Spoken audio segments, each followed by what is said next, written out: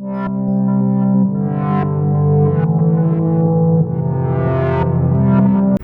my name is Matthew. I'm a process engineer here at Polyvisions, and this is how we complete our melt flow testing. So the first thing we want to do is we make sure that our barrel is clean by swabbing with a cotton patch, as well as we make sure that our orifice is clean by thoroughly cleaning the outside, making sure that no plastic remains in the orifice. The orifice can be seen here. It is a small piece of metal with a specific diameter hole in the center that we insert into the machine, and it sits upon a ledge here at the bottom. Our piston is shown here. It is a specified length that is what pushes our extrude through the machine. So both those have been cleaned. They have then sat in the machine for at least 15 minutes to ensure that they are adequately hot before we begin the test. This is our vacuum oven. It operates at 160 degrees Celsius at 29 inches of mercury vacuum. The purpose is to make sure that our polymer is sufficiently dry before we complete the test.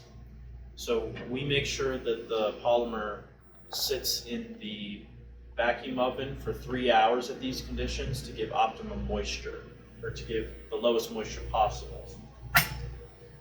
So our samples sit in these pans here, and then we will proceed to test in the moisture analyzer. This is our CompuTrack MX4000XL moisture analyzer. It has a weight and a heated element on top, and as moisture falls off the sample, it measures the weight difference to calculate the percent moisture. We have it set so that it checks the moisture all the way up to 3 decimal points, 0.000 moisture. So we begin by placing the programmed weight on the scale. In this case, we do 20 grams.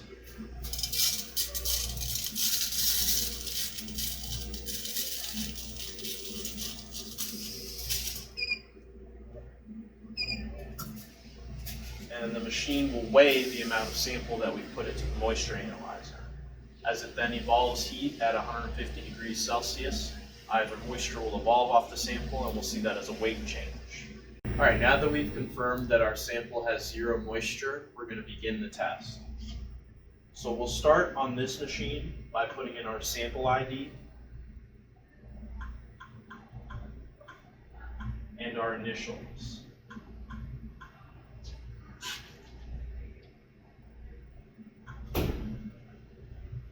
Now in this case, we've programmed it to do 285 degrees C in our barrel with a 60-second cutoff time. So what I'll do next is I will remove the piston, and I have 1 minute in order to put the sample in and begin the test. After which it'll go through a 7-minute preheat period of plus or minus 30 seconds before we can begin the actual test. So I'll remove the piston. I'll insert my feeding funnel, and I'll begin to charge the cylinder.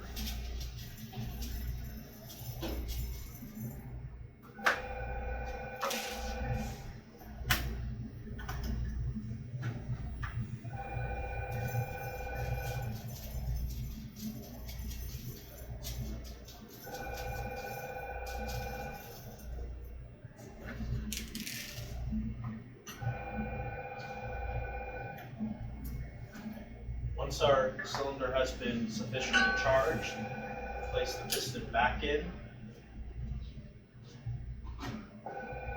We'll apply our weight on top of it. Our machine conveniently has a timer that is set for the 7-minute preheat automatically. So now we'll wait and allow the material to heat up uniformly across the barrel. All right, so as we reach the end of our preheat time and our piston is between the specifying marks, we can go ahead and make our first cutoff. So I will simultaneously make the cut and start the timer at the same time.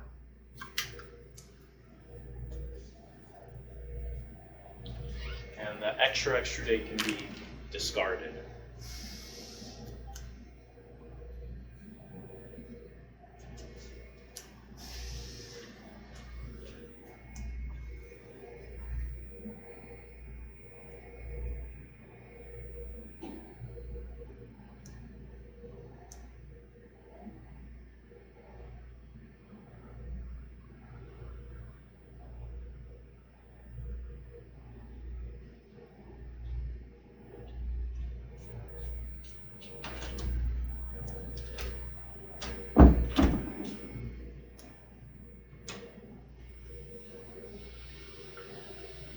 As we approach the end of our 60-second collection period, I'll be ready to cut once the 60 seconds ends.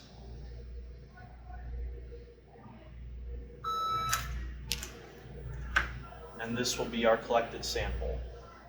So we'll give it a few seconds to allow for the material to cool, and then we will weigh the sample on its appropriate balance. Okay, here we have our extra date now that it's cooled sufficiently, and an appropriate balance that can reach the significant digits we need.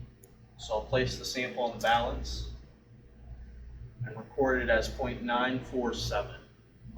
Now that we've weighed our extra date, we can go ahead and input the weight in grams into our machine, and it will automatically calculate our melt flow for us.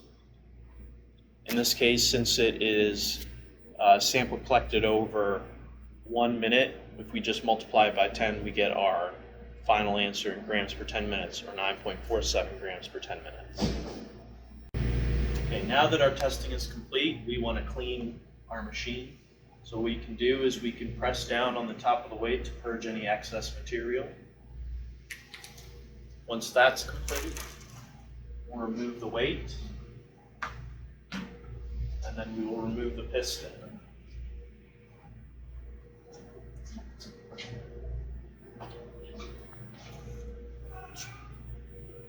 Be careful, as all these are very hot once the testing is completed.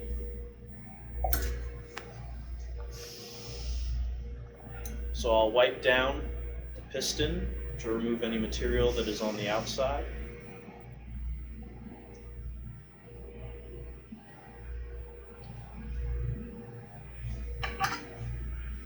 And then we will remove the orifice .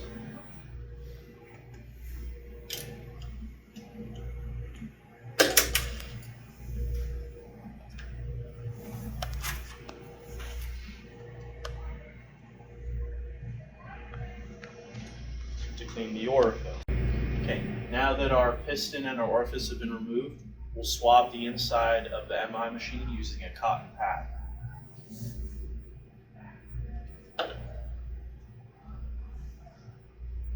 And you'll want to clean until all the residue has been sufficiently removed from the machine. Any residue could cause discrepancies between the results, so it's a very important step to make sure that all the components are clean.